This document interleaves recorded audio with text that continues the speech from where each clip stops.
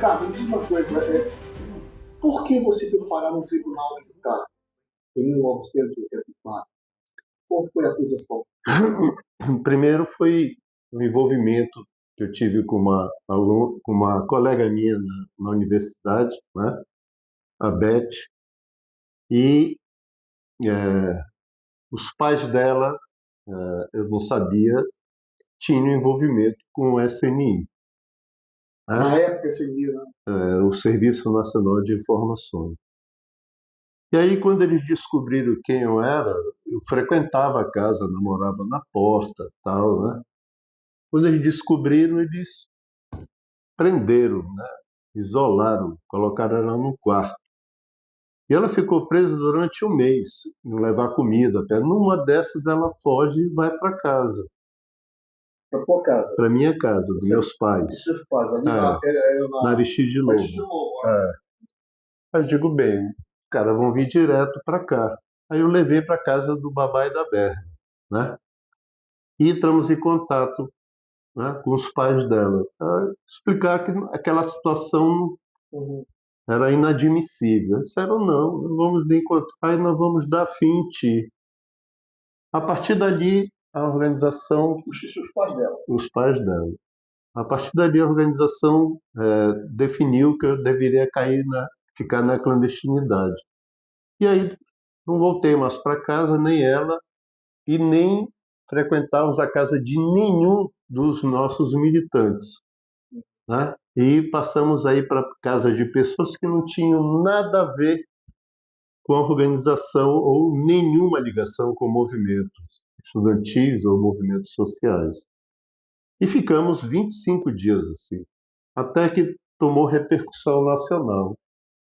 A partir do momento que toma repercussão nacional, né, tu passa a ter a divulgação na Folha de São Paulo, Estado de São Paulo, Jornal do Brasil, Correio Brasiliense, Diário de Pernambuco, Isto É, Veja.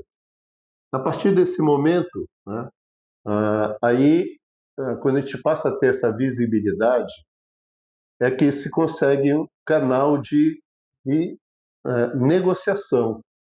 Aí vem um cara, né, um delegado especialista sobre a organização de São Paulo para cá e coloca um freio, né, porque tu tinha todos os aparatos, Polícia Federal, Exército, Marinha, Aeronáutica, Polícia Militar, Polícia Civil, e não conseguiram. A gente passava uma noite ou 2 dias numa casa, só saía de madrugada para obter algum alimento, e só um membro da organização tinha contato comigo, né, e com ela. E ligávamos de telefone público, assim, distante. Naquela época era só telefone público, né? E depois a gente entrava no Paraná, não, já descobri onde a gente estava, e pô, saímos daquela casa e ia para outra. Com meia hora a polícia batia onde nós estávamos. Até que entra o advogado dos direitos humanos, José Carlos Castro, né? Ele foi até advogado do Paulinho Pato. Foi. E José Carlos Castro, ele diz, olha, ela era de menor, ela tinha 19 anos. Na época, a mulher só vai alcançar a maioridade na Constituição de 88, né? Quando passa a igualar com os homens de 18, mas a mulher era menor de 21 em 83. E ela tinha 19. E aí o Zé Carlos Castro disse, bem, mas ela é relativamente capaz, porque ela era universitária, o que dava a condição perante a Constituição ainda da ditadura, a categoria de relativamente capaz, ou seja, ela não era uma criança, né? Ela já tinha um nível, né, de conhecimento, de interpretação da vida superior. Bem, aí entra a Polícia Federal, né? Aí vem as eleições. O regime militar é derrotado. Em 83, começa a caça às bruxas. O setor das Forças Armadas sai invadindo tudo quanto é organização, PCdoB, PCB, né? E aqui a Convergência Socialista, a nível nacional, em São Paulo era muito mais forte. Mas aqui não, aqui é que dava visibilidade nacional, né? E aí, eles invadem a nossa sede, no dia 9 de fevereiro, sábado de carnaval. E quando invade a nossa sede, também invade a casa dos meus pais, onde a Beth já estava morando. Quando a gente se apresenta no escritório Zé Carlos Castro, nós já havíamos casado. E o nosso casamento foi votado na organização. Caramba, como é que é? Olha só, Para vocês casaram com a pessoa que um escolheu, o outro escolheu, tinha que ter votação na organização, na convenção? por quê? Porque o que é que o regime falava? Queria pegar outras pessoas que o tinha aliciado a Elizabeth para a subversão, para o Sim, comunismo. aí isso vai para uma reunião da convenção. Então, o casamento, o Zé Carlos Castro diz, olha, se casarem, anula a principal peça de acusação, que é o aliciamento. Não existe aliciamento de marido para mulher. Aí vocês casaram aonde? Em que hora? Porque vocês eram procurados. Pois é, de madrugada, 3 horas da manhã, no cartório em Ananindeua. De madrugada. De madrugada, José Carlos Castro conseguiu, né, que esse cartório, ele conhecia o tabelião do cartório e realizou o nosso casamento de madrugada. Quando a gente se apresenta no escritório dele, chama a polícia, todos os órgãos, nós já estamos casados. Aí anula. E esse casamento, na organização, foi discutido, né? Eu amava a Beth, mas eu, inclusive, defendi que não deveria casar, né? Que nós deveríamos enfrentar, porque aumentaria a visibilidade da nossa organização. Mas não era assim que pensávamos. Primeiro, nós éramos um grupo de jovens oriundos da classe média. Nem todos na classe média têm a maturidade teórica e política para viver as agrúrias que a luta política muitas vezes nos impõe. Qual é o pensamento de vocês? Chegar ao poder de que forma? Ora, através da revolução, e a revolução é feita pelo povo, não é feita pelas organizações. As organizações, elas interferem dando um direcionamento político. Não é pegar em armas e substituir o povo. É o povo que tem que Mas vocês dariam pegar a em orientação armas. do povo para pegar em armas. No momento que houvesse a rebelião popular. E isso não é determinado por nenhuma organização. Os bolcheviques, né, eram uma organização que não chegava a 1.000 militantes. Em 8 meses passou a ter 30.000 militantes. E quando o povo foi para a rua, eles deram a direção política para a tomada do poder. E aquele julgamento do Tribunal Militar deu em quê? Bem, em 83, o julgamento foi em 84. 84 tem a campanha das diretas. Não tinha mais condições de militar nenhum julgar civil e condenar, né? Numa lei fajuta da ditadura. Esse processo todo? Não, fomos julgados e absolvidos por unanimidade pelo tribunal. Unanimidade, 5-0. Eram 5, né? O conselho de sentença eram todos da aeronáutica. Detalhe, o SNI no Brasil inteiro era o Exército, só no Pará era aeronáutica. Aqui está o primeiro comando aéreo. E me diz uma coisa, e depois disso vocês tiveram filhos, alguma coisa assim? Não. Pelo contrário, né?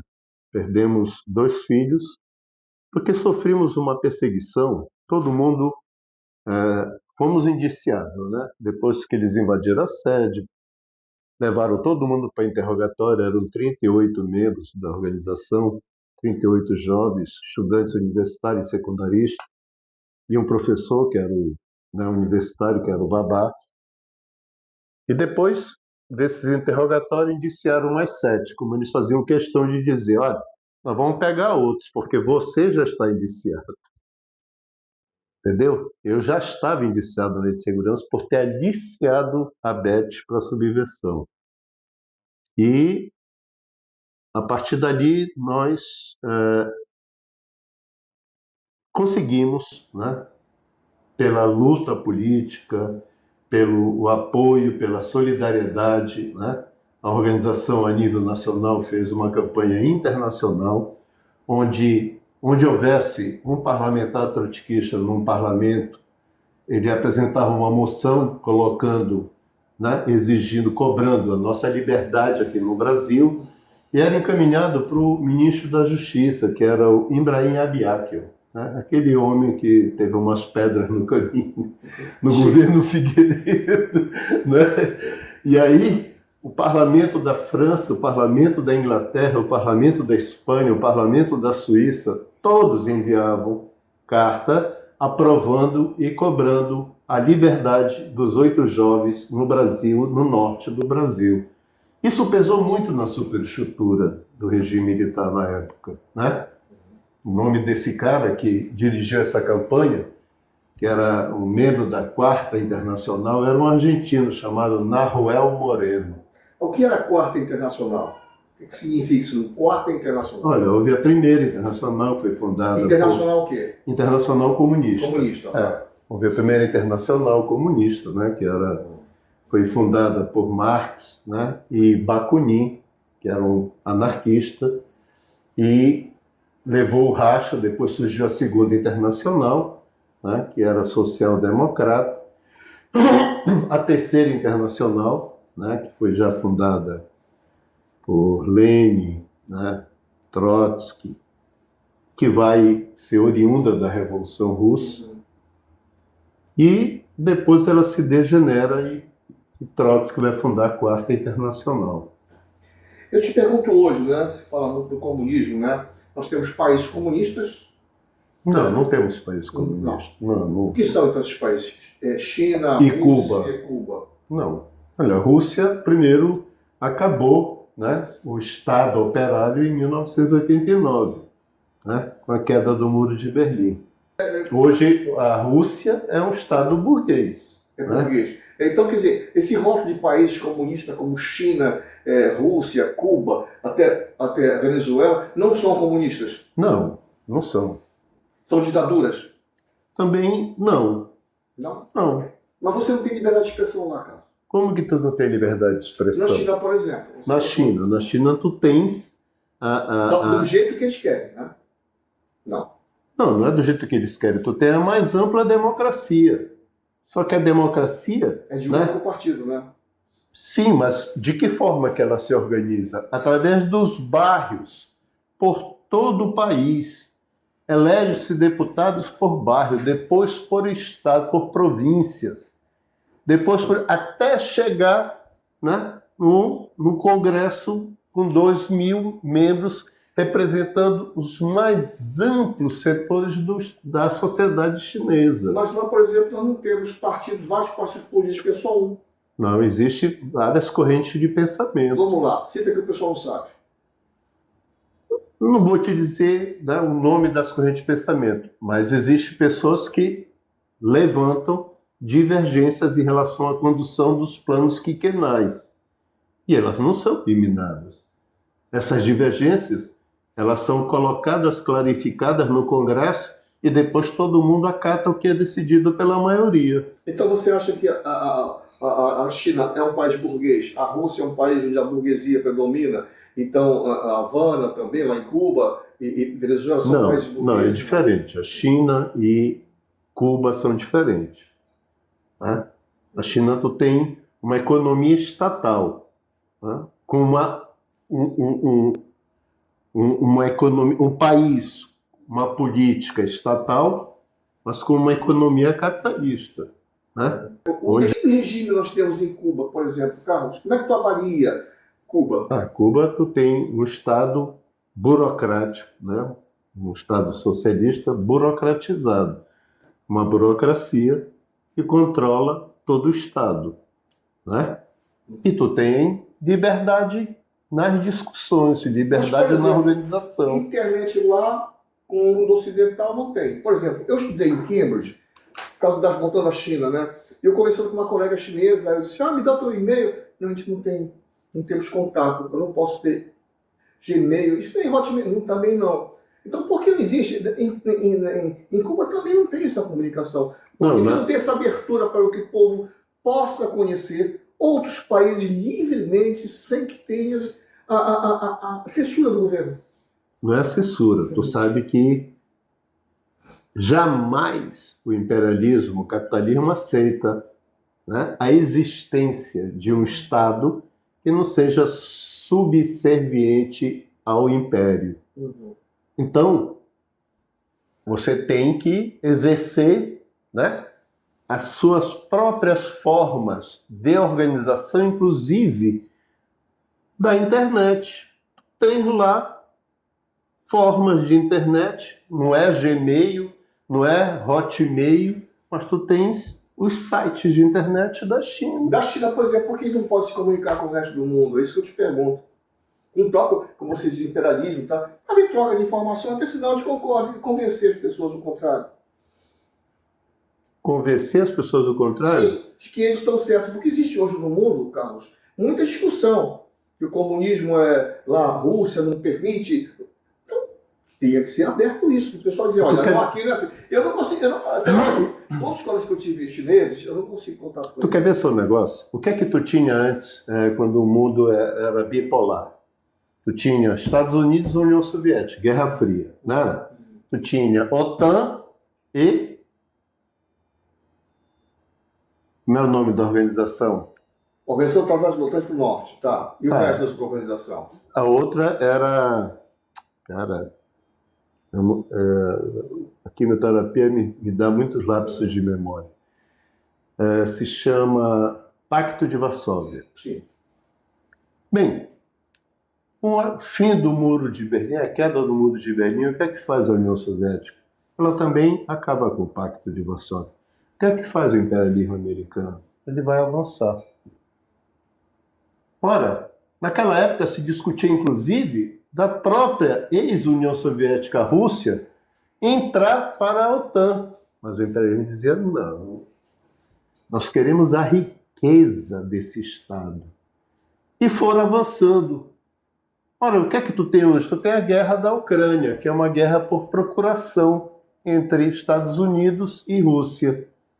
Por quê? Porque... Quer dizer que os americanos estão concordando que a Rússia invada a Ucrânia. Não é que eles estão concordando. Os Estados Unidos utilizaram a Ucrânia para poder invadir a Rússia. Qual era o objetivo? Primeiro, o que é que a OTAN está fazendo lá na Europa Oriental? Não é a Organização do Atlântico Norte? Não acabou a Guerra Fria? Ora, a União Soviética ela não desarticulou o Pacto de Varsóvia. Por que que o capitalismo teve que manter a OTAN? Então você acha que a Rússia está no direito de buscar o espaço dela e impor o sistema de governo dela? Não é impor o sistema de governo, é a defesa da segurança nacional Da Rússia. da Rússia. Porque se a Ucrânia entra para a OTAN, ora, se colocar mísseis ali, são 5 minutos para alcançar Moscou. Eu acho que hoje qualquer míssil alcança Moscou, independente de estar próximo. Não, mas é diferente. Tanto que em 62, o que foi a crise dos mísseis em Cuba? Hein? É porque queria botar, a Rússia queria botar os mísseis lá em Cuba para ficar mais próximo. Então, não se aceitou, Uhum. né? E levou o mundo quase a uma guerra nuclear. Parou, o mundo parou naquela época, não sei. Você acha que conseguiu realizar o seu sonho ou o seu sonho ainda não acabou? Não, olha, todos nós temos uma utopia, né? O que é ser utópico? É sonhar. Sonhar um mundo melhor, um mundo mais justo, né? É lógico que toda utopia, todo sonho, ele tem que ser medido milimetricamente com a realidade para poder se tornar, né? Não adianta só tu sonhar e não estar com os pés no chão, correto? O que é que você diz para aquele cara que vê no espelho? Hoje eu digo, Vinícius, hoje tu vai vencer o câncer. Amanhã lutarei novamente para vencê-lo. Carlos, muito obrigado por esse bate-papo. Ainda joga futebol? Não, não tem mais. Então, eu vou bater uma bola no time e vou te ganhar. Abraço, fica com Deus, que se recupere dessa doença, tá? Acredita em Deus, porque Deus é grande, tá? E você te ama. Deus te ama também. Um abraço. Aí. Fica com Deus. Obrigado.